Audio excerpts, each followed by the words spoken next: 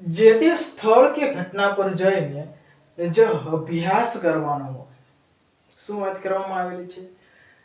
જે તે સ્થળ અથવા તો ઘટના પર કોઈ પણ નિરીક્ષક છે જ્યારે ક્ષેત્ર નિરીક્ષણ અભ્યાસ પદ્ધતિનો ઉપયોગ કરતા હોય છે ત્યારે તેને જે તે સ્થળ ઉપર બનતી ઘટનાને કહેવાય ને કે જોવા માટે, ઓબ્ઝર્વેશન કરવા માટે તેને સ્થળ અથવા તો ઘટના પર જવાનું રહેતું હોય છે.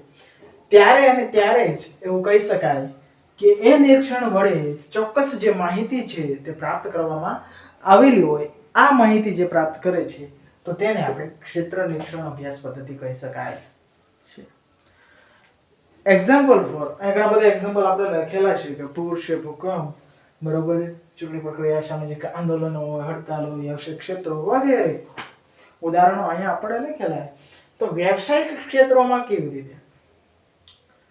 તો કોઈ ગામડાના અથવા તો શહેરમાં કોઈ એવો નાનો વ્યવસાય કરી રહેલા છે, બરોબર, આપણે કહેવાય ને ગૃહ ઉદ્યોગ. અત્યારે તો ઘણા બધા એવા મશીનરી છે, પોતાની જાતે પ્રિન્ટર છે, કહેવાય ને પ્રિન્ટર થકી પોતાનો બિઝનેસ છે એ આગળ વધારવાનો પ્રયત્ન કરતા હોય છે. તો કહેવાનો અર્થ એ